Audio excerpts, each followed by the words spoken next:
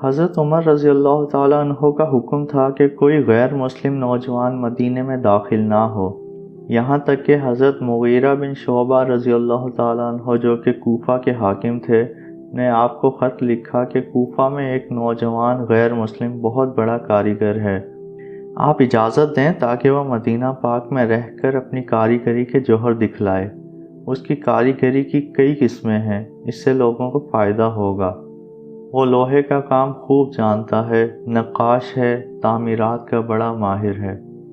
حضرت عمر رضی اللہ تعالیٰ عنہ نے ایسے اعلیٰ کاریگر کو مدینہ پاک میں اقامت کی اجازت دے دی اور حضرت مغیرہ بن شعبہ کو لکھا کہ اس کاریگر کو بھیج دو۔ وہ نوجوان کافر مجوسی تھا، اسے ابو لولو کہتے تھے۔ جب کسی چھوٹے بچے کو دیکھتا تو اس کے سر پر ہاتھ رکھ کر روتا اور کہتا کہ اہل عرب نے میرا جگر چبا لیا ہے۔ حضرت مغیرہ بن شعبہ اس سے ہر ماہ 100 درہم، ایک روایت میں 120 درہم اور بعض روایتوں میں 4 درہم روزانہ لیا کرتے تھے۔ ایک دن یہ نوجوان حضرت عمر رضی اللہ تعالیٰ عنہ کی خدمت میں حاضر ہوا، اپنے مالک کی شکایت کی کہ وہ مجھ سے زیادہ خراج وصول کرتا ہے۔ آپ نے اس سے پوچھا تو کون کون سے کام کا ماہر ہے؟ اس نے اپنے بہت سے کاریگریوں کے نام بتائے۔ آپ نے فرمایا تیری کمائی کے مقابلے میں یہ محصول اتنا زیادہ نہیں ہے۔ یہ سن کر وہ نوجوان ناراض ہو کر بڑبڑاتا ہوا لوٹ گیا۔ ایک روایت میں ہے کہ آپ نے اس سے پوچھا کیا کام کرتے ہو؟ نوجوان نے عرض کی چکیاں بناتا ہوں، باقی کاریگریاں نہ بتائیں۔ آپ نے فرمایا اس پر کتنی لاگت آتی ہے؟ اس نے لاگت بتائی۔ آپ نے فرمایا کتنے دام میں اسے بیچتے ہو؟ اس نے وہ بھی بتایا۔ آپ نے فرمایا تیرا آقا تجھ سے اتنا زیادہ محصول وصول نہیں کر رہا جس سے تجھ پر بوجھ ہو، لہٰذا جا، جو کچھ تجھ سے تیرا مالک مانگتا ہے اسے ادا کر۔ جب وہ لوٹنے لگا تو اسے حضرت عمر نے فرمایا کہ ایک چکی مجھے بھی بنا دو۔ ایک روایت میں ہے کہ آپ نے اس سے پوچھا کیا یہ سچ نہیں ہے کہ تو کہتا ہے کہ میں ایسی چکی بنا سکتا ہوں جو ہوا سے چل سکے؟ یہ سن کر نوجوان نے غصے کے انداز میں حضرت عمر رضی اللہ تعالیٰ عنہ کو دیکھا۔ اس وقت آپ کے پاس ایک جماعت بیٹھی تھی۔ پھر غصے کے لہجے میں کہا میں آپ کے لیے ایسی چکی بناؤں گا جس کا ہر شخص چرچا کرے گا۔ پھر جب وہ نوجوان چلا گیا تو حضرت عمر اس جماعت کی طرف متوجہ ہوئے جو آپ کے پاس بیٹھی تھی اور فرمایا کہ اس غلام نے مجھے بھی دھمکی دی ہے۔ ایک روایت میں ہے کہ اس نے کہا جناب کے لیے ایسی چکی تیار کروں گا جس کی شہر شہر میں شہرت ہوگی۔ یہ سن کر حضرت عمر رضی اللہ تعالیٰ عنہ چوکنا ہوئے۔ اس وقت حضرت علی کرم اللہ وجہ الکریم آپ کے پاس بیٹھے تھے۔ ان سے آپ نے فرمایا آپ نے اس کی بات سے کیا سوچا ہے؟ حضرت علی رضی اللہ تعالیٰ عنہ نے فرمایا اے امیر المومنین، اس نے آپ کو دھمکی دی ہے۔ حضرت عمر نے فرمایا ہمیں اللہ تعالیٰ کافی ہے، میں نے بھی بھانپ لیا ہے کہ اس نے جو کچھ کہا اس کا ارادہ بد ہے۔ اس کے بعد حضرت عمر حج کے لیے تشریف لے گئے۔ وادی محصب میں پہنچ کر آرام کرنے کے لیے چادر سرہانہ بنا کر لیٹ گئے۔ اس وقت چاند کی چاندنی جوبن پر تھی۔ آپ کو بھلی لگی کہ چاند کیسے خوب چمک رہا ہے۔ آپ نے دعا کی اے اللہ تعالیٰ میری رعایا بڑھ گئی، ہر علاقے میں مسلمان پھیل گئے، اب مجھے اپنے پاس بیچارگی اور بیکاری کی حالت سے پہلے بلا لے۔ پھر حج کی فراغت کے بعد آپ مدینہ طیبہ واپس تشریف لائے۔ واپسی پر آپ نے خواب دیکھا کہ سرخ مرغ نے آپ کی ناف اور سینے کے درمیان 2 یا 3 ٹھونگیں ماری ہیں۔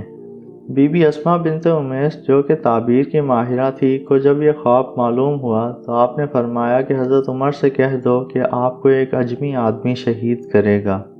حضرت ابو رافع سے مروی ہے کہ ابو لولو حضرت مغیرہ بن شعبہ کا غلام تھا، وہ چکیاں بناتا تھا، آپ اس سے اس کا محصول صرف 4 درہم روزانہ لیتے تھے۔ ایک دن یہی ابو لولو حضرت عمر رضی اللہ تعالیٰ عنہ کی خدمت میں حاضر ہوا اور عرض کی اے امیر المومنین، مغیرہ مجھ سے زیادہ محصول وصول کرتے ہیں، آپ اسے فرمائیے کہ وہ اس میں مجھ سے رعایت کرے۔ حضرت عمر رضی اللہ تعالیٰ عنہ نے غلام کے بارے میں حضرت مغیرہ سے بات کی اور اس کے لیے خیر و بھلائی کی وصیت بھی فرمائی، لیکن نوجوان کو معلوم نہ ہو سکا۔ حضرت عمر پر غصہ کر کے کہا کہ حضرت عمر کا عدل و انصاف سوائے میرے دنیا بھر کے لیے ہے، اس پر اس نے آپ کی شہادت کا منصوبہ بنایا۔ واپس جاتے ہی اس نے ایک خنجر تیار کیا جس کی 2 دھاریں تھیں، اسے تیز کر کے زہر میں بجھا دیا۔ ابو لولو تیار ہو کر صبح کی نماز کے وقت مسجد نبوی شریف میں آ گیا۔ حضرت عمر رضی اللہ تعالیٰ عنہ کی عادت کریمہ تھی کہ صبح کی نماز کے لیے لوگوں کو بیدار کرنے کے لیے درہ لے کر نکلتے تھے کہ جب اقامت ہوتی تو فرماتے اقیموا صفوفکم، اپنی صفیں سیدھی کر لو۔ آپ حسب عادت صفیں سیدھی کرا رہے تھے۔ ابو لولو حضرت عمر کے پیچھے پہلی صف میں کھڑا ہو گیا۔ آپ نے تکبیر اولیٰ کہی تو ابو لولو نے آپ کو خنجر کے 3 وار کیے، ایک کاندھے پر، دوسرا کمر پر اور تیسرا ناف کے نیچے پہلو کے درمیان، اور اسی حملے سے حضرت عمر رضی اللہ تعالیٰ عنہ کی شہادت واقع ہو گئی۔ لوگوں نے ابو لولو کو گھیر لیا تو اس نے اپنے ہی خنجر سے خودکشی کر لی۔ حضرت عمر رضی اللہ تعالیٰ عنہ اس امت کے لیے فتنوں سے بچاؤ کا ایک دروازہ تھے۔ جب آپ کی شہادت ہو گئی تو اس امت پہ فتنوں کا دروازہ کھل گیا۔ حضرت قدامہ بن مظعون رضی اللہ تعالیٰ عنہ اپنے بھائی حضرت عثمان سے روایت کرتے ہیں، انہوں نے حضرت عمر کو مخاطب فرمایا، عرض کی کہ ایک دن ہم رسول اللہ صلی اللہ علیہ وآلہ وسلم کی خدمت میں بیٹھے ہوئے تھے۔ آپ کا وہاں سے گزر ہوا تو حضرت سرور عالم علیہ السلام نے فرمایا، یہ فتنے کے دروازے کا قفل ہیں، یعنی جب تک یہ تمہارے درمیان زندہ رہیں گے تمہارے اور فتنے کے درمیان شدید بند دروازے کی مانند رہیں گے۔ حضرت مالک رضی اللہ تعالیٰ عنہ نے فرمایا کہ حضرت عمر رضی اللہ تعالیٰ عنہ اپنی زوجہ مکرمہ بی بی ام کلثوم بنت سیدنا علی رضی اللہ تعالیٰ عنہ کے ہاں تشریف لائے تو بی بی صاحبہ رو رہی تھیں۔ آپ نے ان سے رونے کا سبب پوچھا تو فرمایا کہ اس یہودی یعنی حضرت کعب الاحبار رضی اللہ تعالیٰ عنہ نے کہا ہے کہ آپ ابواب جہنم کا ایک باب ہیں۔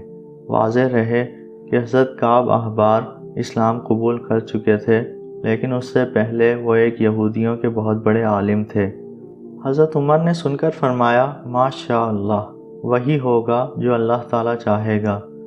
اس کے بعد آپ باہر نکلے اور حضرت کعب کو بلوا کر ان کے قول کے متعلق دریافت فرمایا۔ حضرت کعب نے عرض کی، اے امیر المومنین، مجھے اس ذات کی قسم جس کے قبضے میں میری جان ہے، آپ ماہ ذوالحجہ کے اختتام سے پہلے ہی وفات پا جائیں گے اور جنت میں داخل ہوں گے۔